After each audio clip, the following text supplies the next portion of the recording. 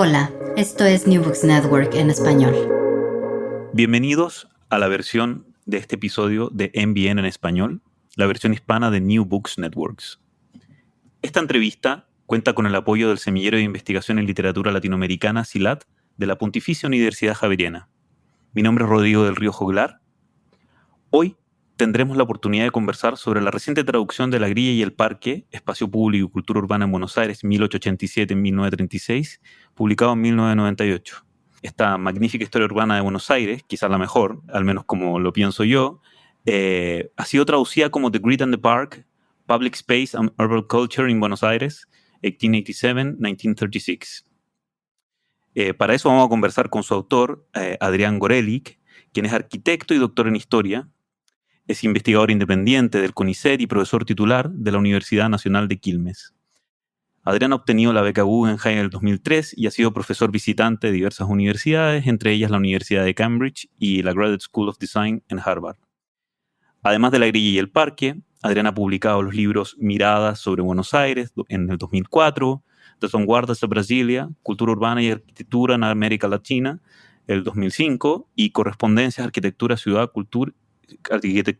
Cultura, el 2011. Y bueno, no puedo dejar de decir que más recientemente está una reciente publicación de La Ciudad Latinoamericana, una figura de la imaginación social del siglo XX, este año, ¿no? El 2022. Hola Adrián, ¿cómo estás? ¿Qué tal, Rodrigo? ¿Cómo estás? Muchísimas gracias por convocarme a esta conversación. Quería partir, Adrián, recordando una cita de W.H. Auden en su poema Memorial for the City, donde dice: el ojo de la cámara y el ojo del cuervo se abren al mundo de Homero, no al nuestro. Lo primero y lo último que hacen es agrandar la tierra, la permanente madre de los dioses y los seres humanos. Si notan a alguno de ellos, a los dioses o a los seres humanos, es solo al pasar. Los dioses se comportan bien, los seres humanos mueren. Ambos sienten a su pequeña manera. Pero ella nada hace ni nada le importa. Ella solo está seriamente ahí, ¿no? Hablando de la ciudad. Ella está solo seriamente ahí. Qué lindo. Y quería partir preguntándote, Adrián, si está todavía seriamente ahí esa ciudad de la que escribiste, Buenos Aires. ¿Cómo ha resistido el tiempo ese objeto de estudio de aquel momento en que por primera vez, digamos, publicaste este libro, La Grilla y el Parque? Bien, es una pregunta bien interesante.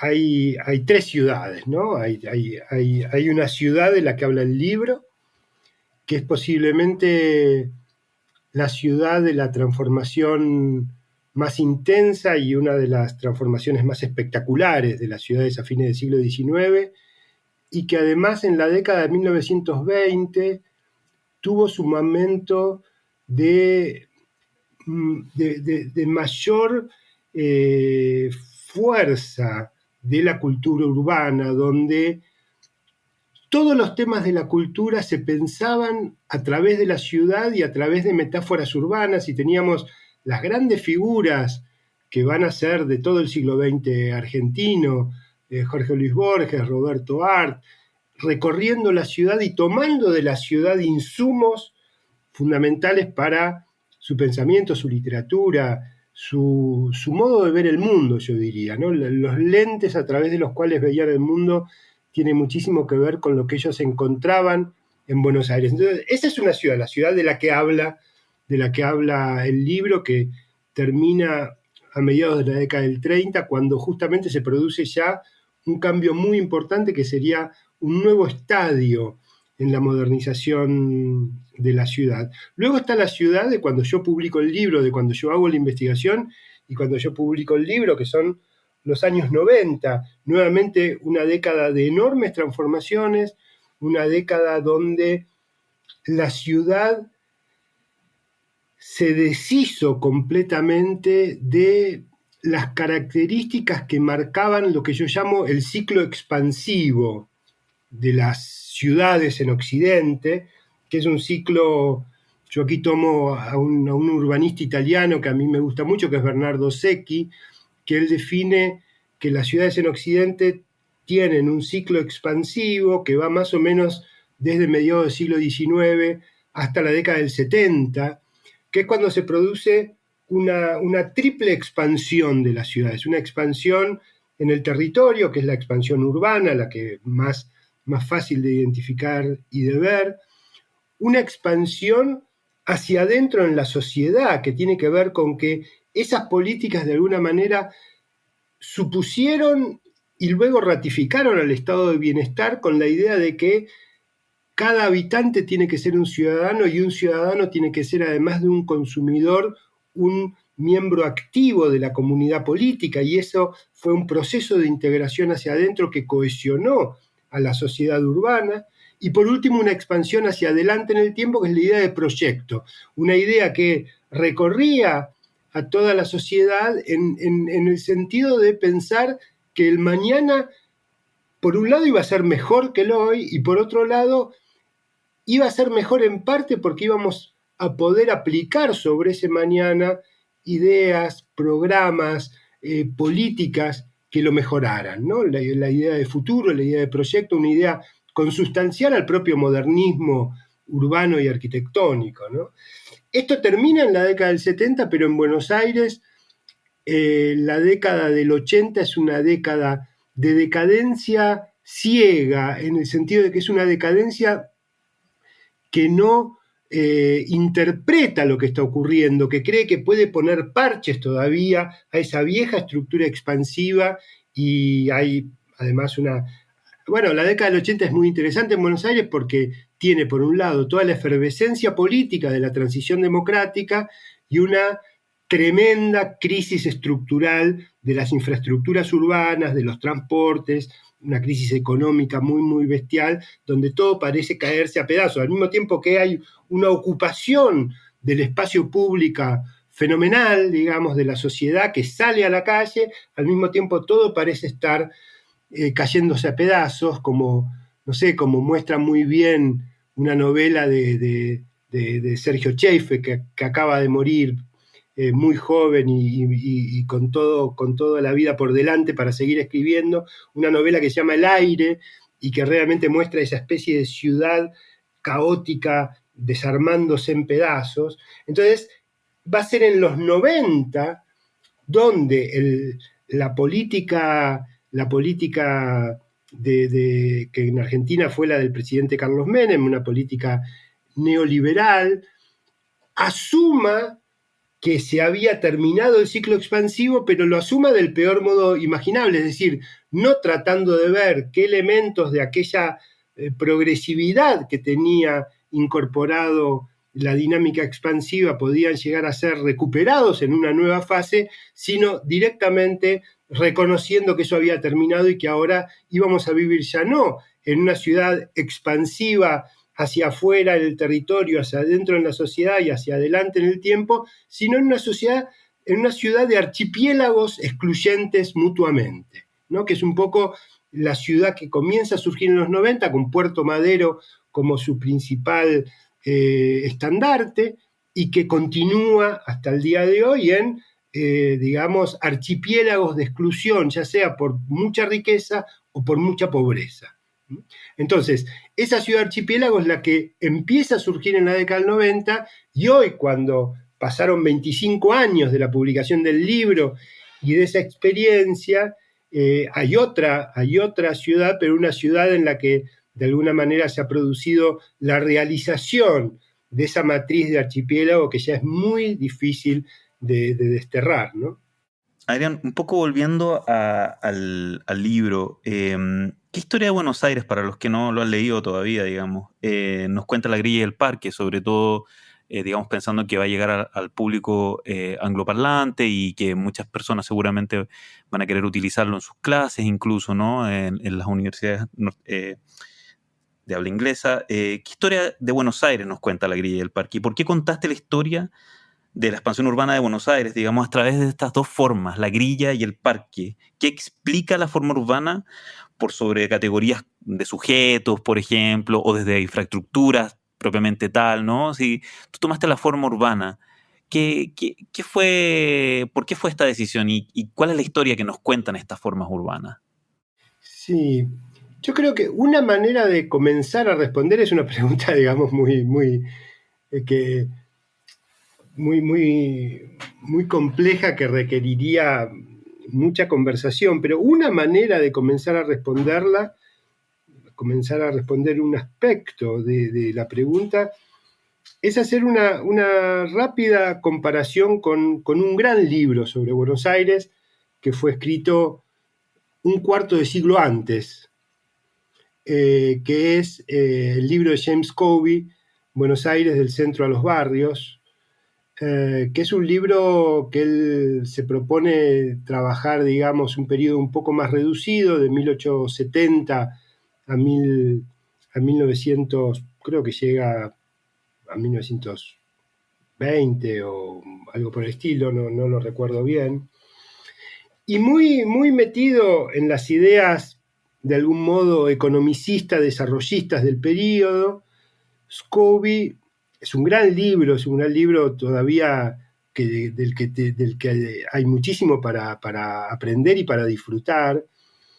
Covey ve a Buenos Aires creciendo con un mercado capitalista que se impone sobre la ciudad y que tiene que ver con los transportes, que tiene que ver con los loteos de los terrenos suburbanos y que tiene que ver con fundamentalmente con esos dos mercados, el mercado de transporte y el mercado inmobiliario, y es una expansión de la ciudad en tranvía, ¿no? La ciudad que va hacia afuera conquistando territorio, y que eso en el modo de ver de la época de Covey era de alguna manera lo que se colocaba bajo el microscopio crítico, ¿no? Bueno, a ver qué había ocurrido con eso. En realidad lo que propone La Grilla y el Parque, analizando desde la materialidad de la ciudad, es un cambio de óptica en el que el Estado comienza a jugar un rol tanto o más importante que el mercado. Y entonces, la grilla, ¿qué es la grilla? La grilla es la cuadrícula de manzanas que, curiosamente, siendo una marca tan visible en Buenos Aires, nunca había sido historizada. O sea, sabemos por un lado que hay un plano fundacional que traza un rectángulo de algunas manzanas, y asumimos que eso luego había crecido como una especie de organismo biológico morboso, digamos, que se reprodujo sin leyes, sin reglamentos, sin agrimensores, sin trazas. Y en realidad lo que viene a probar este libro es que hay una planificación deliberada del Estado de Buenos Aires desde el momento en que Buenos Aires se convierte en capital federal, desde el momento en que Buenos Aires resuelve de alguna manera el problema capital de la nación argentina, que era dónde iba a estar su capital, y son las provincias del interior las que le imponen a la provincia de Buenos Aires en 1880 la solución de que la ciudad sea, digamos, extraída de la provincia de Buenos Aires y se convierta en capital federal. Y desde ese momento hay una visión, un plan que tiene mucho que ver con la trama de manzanas de Nueva York, que el plano de los comisionados de 1811, que también cuadricula toda la isla de Manhattan cuando solamente estaba ocupado, digamos, el extremo sur, y sin embargo ocupa todo. ¿Y por qué lo ocupa todo? Bueno, ahí yo discuto con alguna literatura, sobre todo norteamericana, que siempre vio a la cuadrícula solo, desde Mumford hasta Peter Marcuse, solo como una expresión del mercado inmobiliario, y ahí yo veo un Estado que dice, bueno, en realidad, si queremos tener una sociedad integrada, si queremos tener una ciudad integrada, tiene que tener una homogeneización del plano en donde a un posible habitante del lugar más alejado del plano se le garantice una equidad en los términos de cómo se va a integrar al resto de la ciudad. Y ahí trabajo con algunas fuentes directas que tienen que ver con los planos, pero también con las hipótesis que movilizaban a quienes diseñaban los planos, donde surge con mucha claridad que es el Estado el que prefigura cómo debe ser la ciudad antes que el mercado comience a desarrollarse, y es el Estado el que le impone, con una imposición bestial desde el punto de vista de la ideología liberal, es decir, es el Estado el que decide en territorios que eran privados cómo deben pasar las calles, cada una de las calles y cada una de las manzanas de lo que va a ser el crecimiento de la ciudad durante 50 años, ¿no? Entonces, por un lado, la grilla hace aparecer este actor que en el libro de Scobie solo aparece como un favorecedor de los negocios privados, el Estado, típica lectura de clase, el Estado como representante, digamos, de los negocios privados y como aquel que le favorece la tarea, y lo que yo veo es que aquí en Buenos Aires el Estado tiene una autorrepresentación de ser el garante de la equidad social, pero también la equidad de que Buenos Aires siga creciendo hacia sus 3 puntos cardinales y no solo hacia el norte, que es donde el mercado lo favorece. Y donde más se ve ese espíritu reformista es en el parque, ¿no? Que es el modo de intervenir ya más directamente. El Estado tiene 2 maneras de intervenir. Una, diseñando la cuadrícula, pero que una vez que la diseña no se mete más y deja que el mercado entonces haga sus desarrollos. Y el parque va a ser el modo reformista en el que el Estado va a ver cómo intervenir dentro de esa cuadrícula que él mismo diseñó. Entonces el parque se convierte ya no solo en el pulmón y en la iglesia laica de la que se hablaba en el siglo XIX, digamos, en toda Europa y en los Estados Unidos. Acá la influencia norteamericana es muy fuerte. Yo desarrollo mucho la relación de Sarmiento con el Park Movement norteamericano y con todas sus ambiciones de diseñar un parque puramente democrático, no ya los parques de la realeza que se abrían al público en Europa, sino directamente un diseño democrático para el parque, el Central Park, por supuesto, y Frederick Law Olmsted en primer lugar.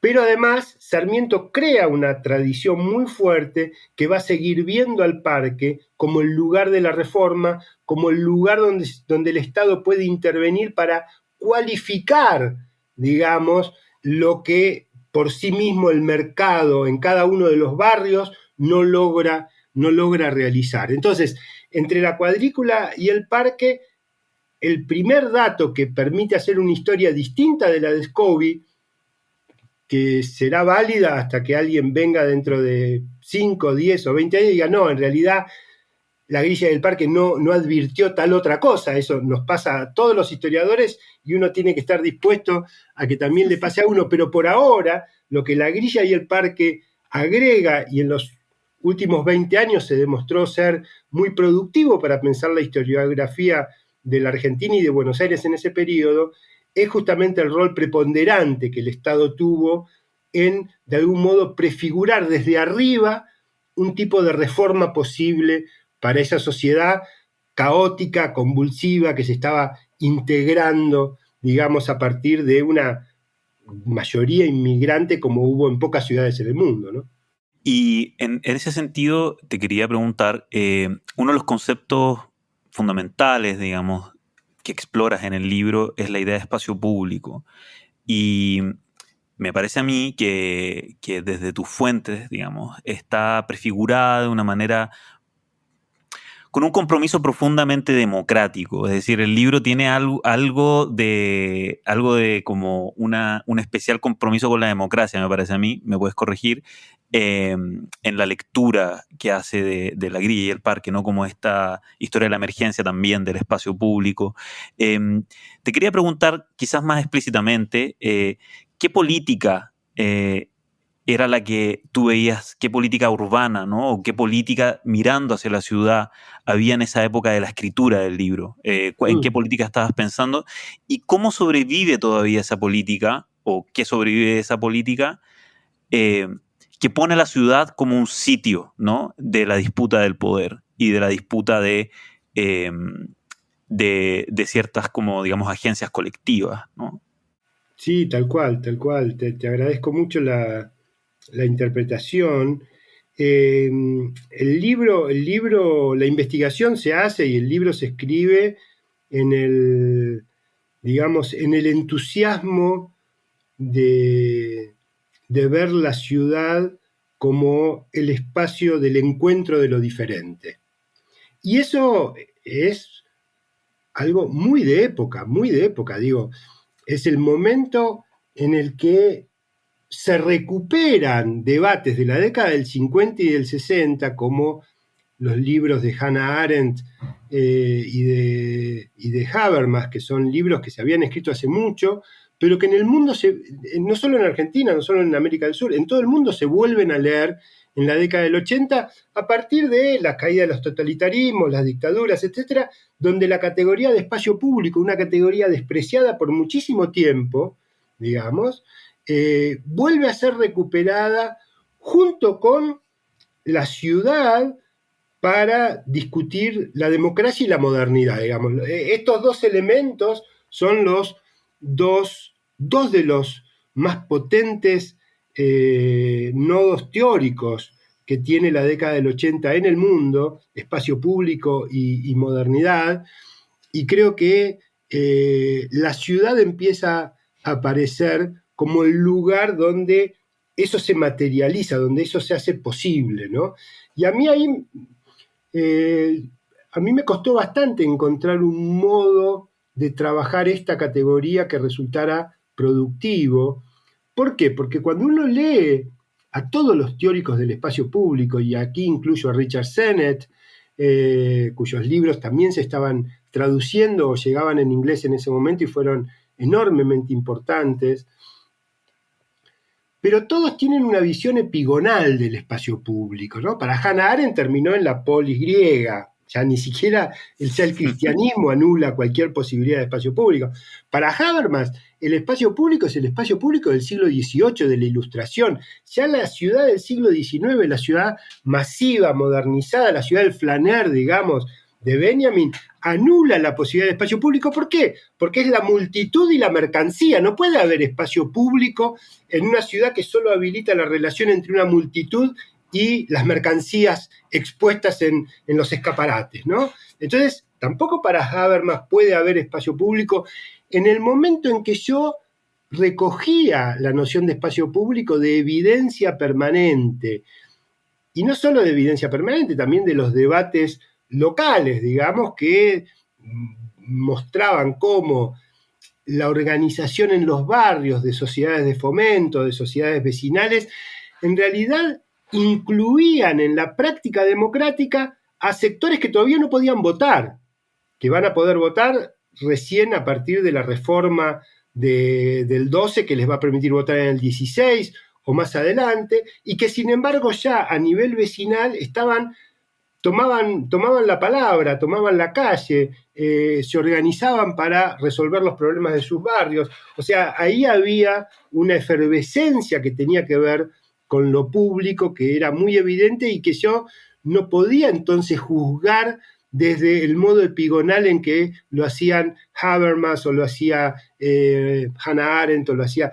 Pero entonces, algunas de las categorías de ellos me sirvieron para pensar una forma diferente de espacio público, donde además la otra cuestión totalmente atípica para la categorización del espacio público, sobre todo en Estados Unidos y en Europa, es que es un espacio público construido en buena medida por el Estado.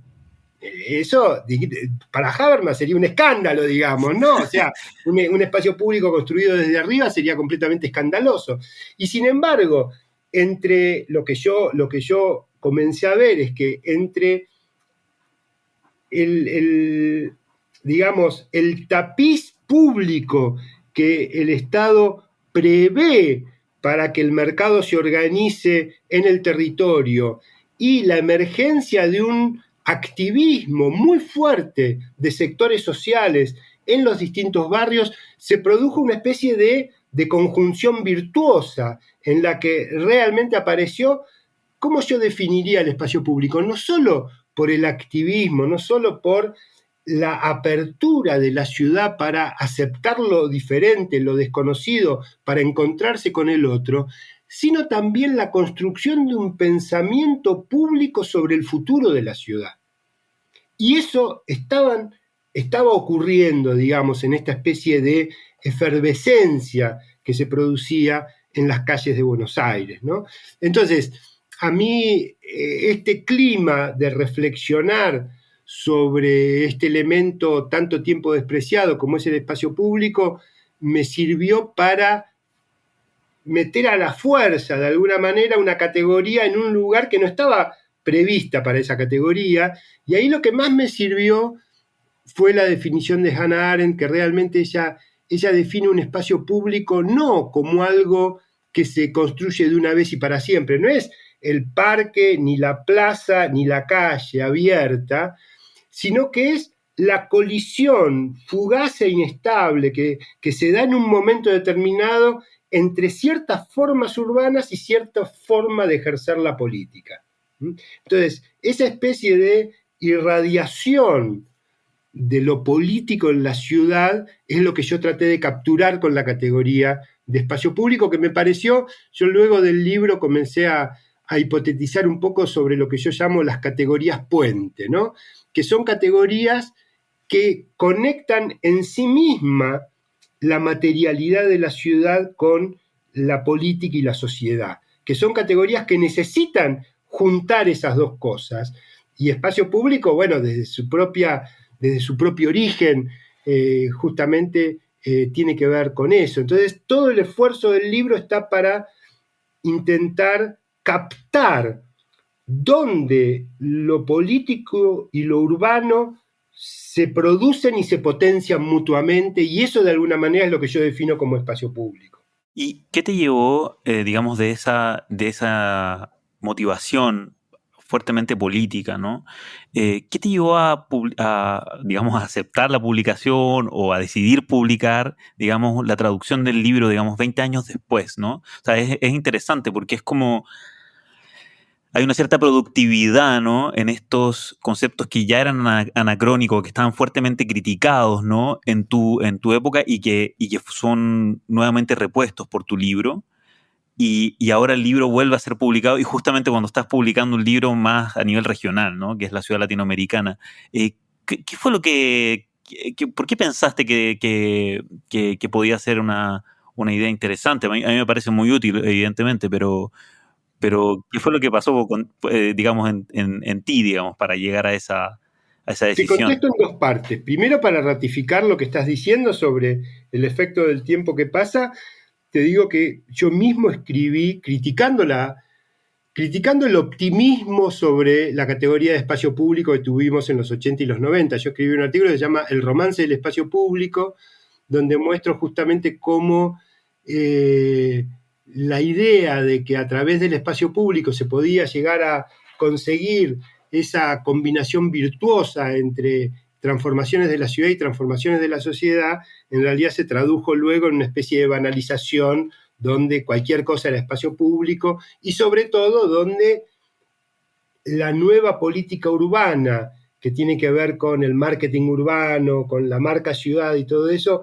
utilizó una especie de parque temático, espacio público, para propagandizarse a sí misma, y como eso era de alguna manera una desvirtuación de lo que pensábamos, pero al mismo tiempo que mostraba errores en lo que pensábamos, ¿no? Hay como una especie de autocrítica en este modo. Sin embargo, yo creo que como lectura histórica sigue siendo, digamos, sigue siendo efectiva en algunos puntos, y sobre todo, y esto ya es algo en lo que yo quiero creer, no sé si es muy sencillo afirmarlo, yo quiero creer que junto con el tema específico, junto con la historia de Buenos Aires, junto con los elementos, digamos, de alguna manera singulares que aparecen de la historia de Buenos Aires, el libro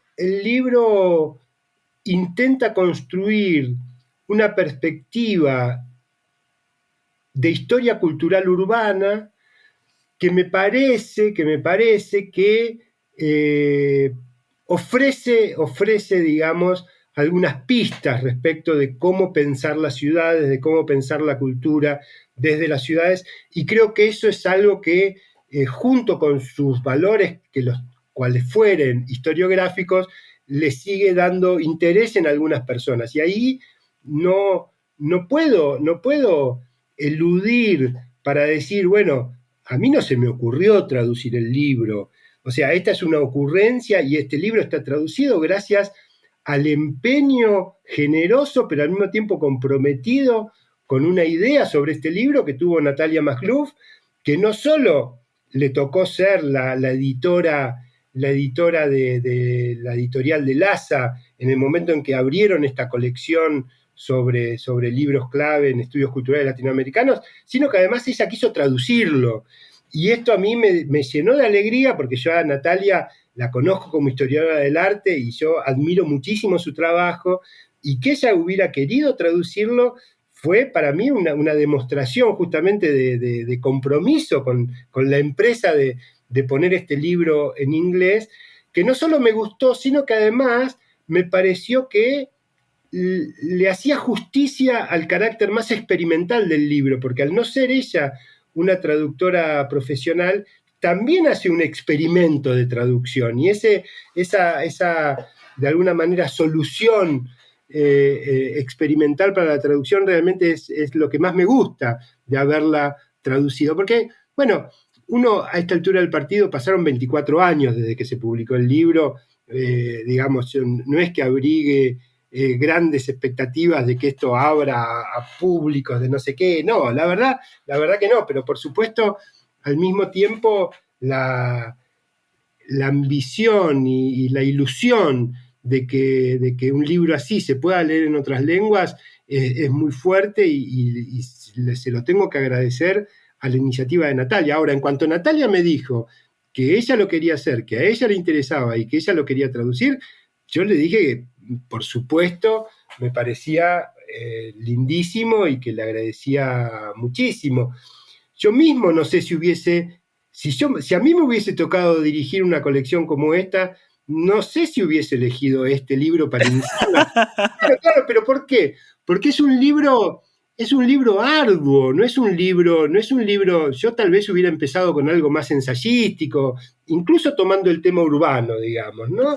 Este es un libro que hay que sentarse y ponerse a leerlo línea por línea, digamos, no es un libro, porque es un libro muy metido adentro de la historia de Buenos Aires, adentro de la historia argentina, porque, digamos, porque pone en práctica una idea de cultura urbana donde la ciudad tiene que estar en diálogo con lo más avanzado de las otras historiografías política, social y cultural para realmente producir algo diferente, ¿no? Yo digo ahí, en el prólogo de esta edición, yo digo, si realmente yo tuve que leer todo Borges de nuevo para poder ver qué decía específicamente sobre la ciudad, pero además cómo la ciudad había impactado las formas en que él escribía. Si yo tuve que leerlo de nuevo, fue porque justamente creo que la cultura urbana produce algo interesante cuando cambia la perspectiva, cuando cambia la óptica con la que otras cosas se habían leído.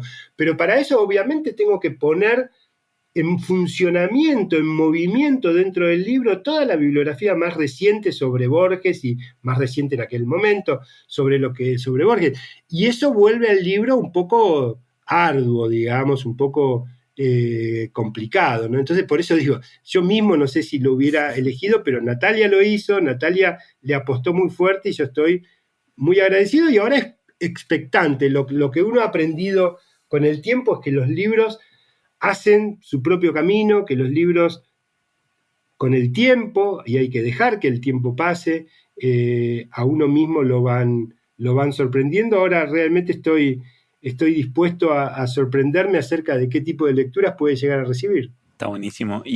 Empezando por la tuya. Vale, muchas gracias, Aran. Bueno, ahora te quería comentar un par de cosas, pero antes de eso quería preguntarte, porque estoy de acuerdo que el libro tiene cierta complejidad, digamos, tiene un argumento, o uno o dos argumentos bastante fuertes, entre ellos lo que describías del espacio público, pero también es un libro que tiene varios momentos, ¿no? Es decir, hay cierta autonomía de ciertos episodios, me parece, o que se pueden leer solitos, digamos, sin el argumento principal. Y te iba a preguntar qué momentos de ese libro te han seguido acechando, digamos. O sea, yo en lo personal a mí me gusta mucho justamente todo el episodio Borges con Coppola y Borges tocando la casa, ¿no? Con las manos, pero hay algunos momentos que te han vuelto a acechar respecto también a los problemas contemporáneos de la ciudad, digamos. Si el libro todavía te resuena en ciertos episodios en estos años, en estos más de 20 años que han pasado de su publicación, si has vuelto a él como por alguno de esos fantasmas que quedaron dando vuelta, digamos, del libro. Sí, bueno, a ver, cuando yo terminé mi tesis doctoral con este resultado y publiqué el libro, que fue casi inmediato a la defensa de la tesis, al año siguiente ya estaba el libro editado, yo me propuse no convertirme en un buenosairólogo, ¿no? O sea, me propuse, y inmediatamente mi tarea siguiente fue trabajar sobre Brasilia, y bueno, y ahora inicié el largo proceso de escritura de este último libro de la ciudad latinoamericana, que realmente, bueno, me abrí, digamos, a la dimensión latinoamericana. Pero a lo largo de estos 20 y pico de años no he dejado de volver una y otra vez a Buenos Aires. Es la ciudad en la que vivo, es la ciudad que más conozco. Es la única ciudad que yo puedo enfocar desde lo que yo mismo defino como historia cultural urbana, porque para hacer historia cultural urbana uno tiene que tener un conocimiento realmente muy, pero muy familiar de los aspectos más variados de la cultura de la ciudad, de la sociología, de la urbe, etc. Y un compromiso afectivo, ¿no? Un compromiso afectivo también sí, pero que además inspira uno tiene esa... que caminar las calles, uno tiene que conocerlas. Y yo no digo que esto uno solo lo pueda hacer en su propia ciudad, sería una locura decir eso. Creo que, de hecho, nombré el libro de James Covey, que es un libro extraordinario sobre Buenos Aires, hecho por un norteamericano. Pero lo que digo es que se requiere una inversión también afectiva, muy, muy fuerte en una ciudad para uno poder lograr articular un conocimiento válido, un conocimiento válido en el sentido de que sea productivo, que haga pensar a alguien más y que luego sea removido, pero que haya tenido su momento de productividad, y evidentemente yo ya a esa altura no estaba dispuesto a hacerlo, y por eso lo que yo hago a partir de la tesis sobre la ciudad latinoamericana, en general es historia intelectual, es historia de las ideas sobre las ciudades, historia de los procesos de pensamiento urbano, digamos, me instalo en un lugar distinto de la historia cultural urbana, que es una historia que debe trabajar sobre ciudades singulares y de un modo muy, muy cavando en profundidad en cada una de las dimensiones que hacen a la ciudad. Entonces, tanto porque la ciudad de Buenos Aires es mi objeto histórico-cultural urbano por excelencia, por no decir el único, como porque yo como ciudadano me involucro mucho con lo que ocurre en la ciudad y con los debates contemporáneos de la ciudad. Obviamente en estos 24 años, al mismo tiempo que escribía sobre la cultura latinoamericana, sobre las ciudades latinoamericanas y sobre el pensamiento urbano latinoamericano, volvía una y otra vez sobre Buenos Aires. Y el episodio que vos señalás, el de Borges y Coppola, es uno de los que más me ha hecho volver, porque Coppola se convirtió, digamos, en estos años, todavía en los 90 era poco conocido fuera del círculo de los fotógrafos de Buenos Aires, y en estos años se convirtió en una figura de referencia para la fotografía, y yo he sido convocado varias veces a volver a mirar la fotografía de Coppola y a escribir sobre él, etcétera, o con otros fotógrafos que lo tomaron como referente, como Facundo de Subiría, fotógrafo también sobre el que yo he escrito mucho, y por supuesto porque Borges es siempre un tema que llama la atención, y la relación entre Borges y Buenos Aires es uno de los grandes temas de esta ciudad y de esta cultura urbana he tenido que volver. Pero yo te diría que ahí he vuelto no tanto... he vuelto con nuevas ideas o con nuevos descubrimientos, pero no tanto porque eso iluminara algo respecto de el presente de Buenos Aires. Yo creo que en ese sentido lo que vos preguntás, me parece que lo que más me ha hecho reflexionar es haber encontrado cómo se construyó una tradición reformista de la ciudad, ¿no? Cómo de alguna manera en la administración pública, en funcionarios oscuros que no han dejado materiales escritos interesantes, en la práctica urbana, de alguna manera ellos actuaban una tradición reformista para la cual la ciudad implicaba necesariamente ese tipo de integración social, ese tipo de equidad social. Y eso digamos, la producción de un no sé, de un funcionariato público con ese tipo de, yo diría, ni siquiera ideología, era algo incorporado como si fuera parte de la técnica, de la buena técnica, ¿no? Que tenía que ver con esa manera reformista de ver el rol del Estado en la ciudad. Yo creo que es algo que se ha terminado radicalmente y que uno no deja de añorar, ¿no? Entonces, a ese tipo, a tratar de entender cómo pudo formularse ese programa público y cómo podría llegar a reformularse de algún modo, sí me parece que es algo a lo que he vuelto una y otra vez. Adrián, en ese sentido yo te quería preguntar, bueno, yo personalmente sí también tengo, digamos, mi lectura y hay algo que a mí me ha acechado, digamos, desde los años que leí el texto, que me parece muy interesante como justamente como le trataste de dar una reflexión política a esta expansión urbana que fue producida por la migración, ¿no? Y que la cultura ocupaba incluso como concepto por un lado, pero también como expresiones materiales de esa migración que estaba llegando a Buenos Aires, digamos, una historia de relativo éxito, ¿no? Digamos, dificultoso, pero de relativo éxito de la integración de las poblaciones migrantes a la ciudad, ¿no? Entonces, te quería preguntar cómo es ese contexto histórico y digamos, esa fuerza que autoriza el libro y que lo mueve desde un comienzo, ¿no? En relación a las actuales crisis migratorias, ¿no? ¿Te parece que la ciudad, digamos, leída tal como la leíste tú en esos años, todavía puede producir respuesta, ¿no? Para formas más hospitalarias de recibir poblaciones migrantes, digamos, al menos en América Latina? Es muy importante lo que estás preguntando. Y yo creo que que no podemos desconocer que entre la experiencia que yo narro y el presente, desde la década de 1940, es decir, inmediatamente después de que termina mi libro, en toda América Latina se ha consolidado una manera de acoger a los migrantes que no es demasiado virtuosa como para tomar como ejemplo y que tiene que ver con la Villa Miseria, la favela, la población callampa, los campamentos, etc.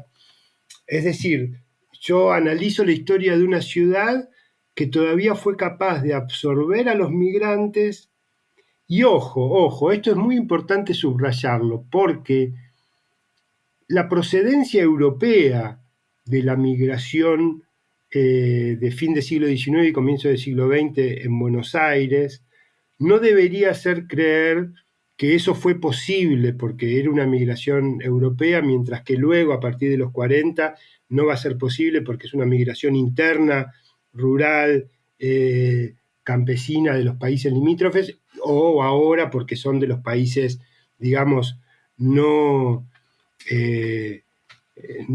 deseados como migración ideal, ¿no?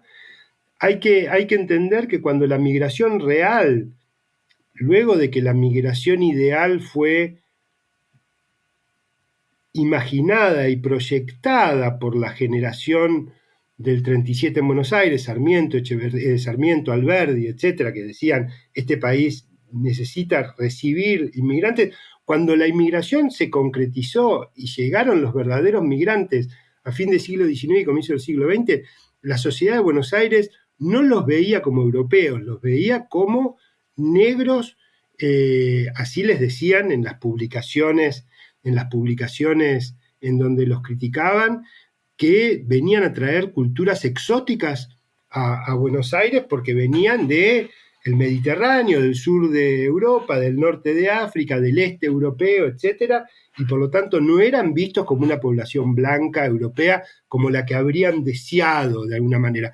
Eso fue una reconstrucción retrospectiva que luego, una vez instalados y una vez acomodados, digamos, de alguna manera se releyeron como europeos, y fueron sobre todo los europeos que llegaron en 1910, Georges Clemenceau, etcétera, a visitar para el centenario de la Argentina, la que les decía a los porteños, pero ustedes tienen una ciudad completamente europea, distinta de América Latina, y ahí los argentinos empezaron a tomar nota de que los inmigrantes no eran tan exóticos como lo que ellos en realidad percibían al verlos llegar. Entonces lo que quiero decir es que no es que fueron bien recibidos porque fue una migración europea. Hay que pensar que Buenos Aires en las 4 décadas que yo analizo tiene el 50% de población extranjera. De ese 50%, la mayoría son varones jóvenes. Quiere decir que tenían una visibilidad y una ocupación del espacio público en el que más o menos eran de 7 a 3. Hay que pensar, ¿no?, lo que es una sociedad en donde de repente las 2/3 partes de la gente es extranjera, habla otra lengua y está presente de algún modo en el espacio público. Fue algo enormemente violento y enormemente fuerte. ¿Y qué ocurrió ahí? Y ahí me parece que es importante hacer la historia comparada con los Estados Unidos, que es el otro gran receptor de inmigrantes. En Argentina hubo una élite que ante el problema ya existente se planteó que la integración nacionalista era el mejor camino y que construyó rituales nacionalistas desde la escuela para, de alguna manera, lograr que ya la primera generación de nacidos aquí se incorporara a una liturgia nacionalista que los hiciera sentir parte de una misma sociedad. Eso, por supuesto, tuvo costos enormes, tuvo los costos de que, como la escuela era en ese momento el lugar del ascenso social, las familias inmigrantes mandaban a sus hijos a la escuela y eso generaba un corte con sus propias tradiciones culturales. Yo creo que hoy la Argentina sería mucho más rica culturalmente si esas tradiciones culturales no se hubieran perdido, no se hubieran cortado. Pero lo cierto es que funcionó como célula de integración social, como célula de incorporación de los inmigrantes a la sociedad. Y yo analizo el caso de la reforma de la Plaza de Mayo y lo analizo desde el punto de vista, en 1884, desde el punto de vista que fue el intento de crear un espacio monumental para multitudes extranjeras y ya no solo para aquellas familias patricias que se sentían dueñas de los monumentos de la ciudad. Entonces hubo un montón de gestos de la élite dirigente en la ciudad que demostró que ante la situación, que si hubiera tenido que elegir, tal vez hubiera elegido que fuera otra la migración, pero ante el hecho existente tomó decisiones fuertemente integradoras, fuertemente inclusivas. Entonces, yo creo que la capacidad está, pero esa misma dirigencia no hizo lo mismo cuando vinieron las migraciones rurales en la década del 40 y del 50 y no pudieron construir barrios integrados y quedaron confinados a las periferias de las ciudades, a los barrios marginales, y no lo hicieron en ese momento, menos aún lo están haciendo ahora, donde ni siquiera existen esos residuos reformistas en las élites locales, ¿no? Entonces, me parece que fue un experimento muy extraño. Yo decía la comparación con Estados Unidos. En Argentina eso produjo que no existieran nacionalidades con guión, ¿no? Como es ítalo-americano o afroamericano. En Argentina eso es impensable, digamos, ¿no? O sea, muchos de nosotros, de los habitantes de Buenos Aires y del litoral, de mi generación, tenemos abuelos, o de una generación más joven, bisabuelos que vinieron de Rusia, en mi caso, en realidad de Ucrania, en mi caso, de Italia, en el caso de mi mujer, etcétera, y que ya la generación de los primeros nacidos en la Argentina fue a la escuela, fue a la universidad, vinieron pobrísimos y lograron a través de la escuela tener una movilidad social que hoy está negada para los migrantes que llegan y que ya estuvo negada en los años 40 y 50. Entonces, me parece que esas condiciones tan excepcionales son un ejemplo de que de ninguna manera es imposible lograrlo, pero para eso es necesario tener un Estado, digamos, mucho más hospitalario y que se dé los instrumentos desde la educación, desde la salud, para justamente promover esa fuerte integración. Adrián, muchas gracias. Te quería hacer una última pregunta breve. ¿Cómo ves tú la publicación de tu nuevo libro? Si nos puedes contar un poco la ciudad latinoamericana desde la grilla, digamos, ¿cómo se ve en esta doble fiesta, digamos, de publicaciones en la que publicas la traducción al inglés de la grilla y este libro sobre la ciudad latinoamericana, el libro regional, digamos, y sobre el pensamiento sobre la ciudad a nivel regional? ¿Cómo se ve esta nueva publicación desde esa que es tu primera, la última desde la perspectiva de la primera? Es raro, es muy raro, la verdad que hayan coincidido, porque esta nueva es mi gran proyecto de investigación que inicié muy poco después de la Grilla del Parque. O sea, en el medio escribí muchas cosas, pero digamos, mis dos grandes proyectos de investigación son, por un lado, la Grilla del Parque, por otro lado, Tardé 24 años en terminar y en hacer que la Grilla del Parque se traduzca, y todo eso junto es realmente muy raro, pero muy raro. Yo los veo como dos proyectos. A ver, yo los veo como dos caminos, como dos experimentos muy diferentes para tratar de entender la relación entre ciudad y cultura, entre ciudad y sociedad, ¿no? Mientras que en uno yo, de alguna manera, intenté esta vía de lo que llamo historia cultural urbana, y es meterme a fondo en las fuentes de una misma ciudad hasta llegar a identificarme con ella y conocerla en sus vericuetos más íntimos, a lo que tuve que intentar, porque en realidad cuando yo empecé a trabajar sobre ciudades latinoamericanas, cuando empecé a trabajar sobre Brasilia, mi idea era que este de alguna manera artefacto de la historia cultural urbana, este dispositivo, yo lo podía aplicar en distintos lugares, y rápidamente, o no tan rápidamente, me llevó unos años darme cuenta que no, que yo eso no lo podía usar de cualquier manera en cualquier ciudad. Y entonces, gracias a mi inserción en el Centro de Historia Intelectual de Quilmes, nosotros en el año 2000, en el Centro de Historia Intelectual de la Universidad de Quilmes, con Carlos Altamirano, con Oscar Terán, con Jorge Myers, comenzamos una serie de proyectos colectivos transnacionales para tratar de armar una historia intelectual latinoamericana.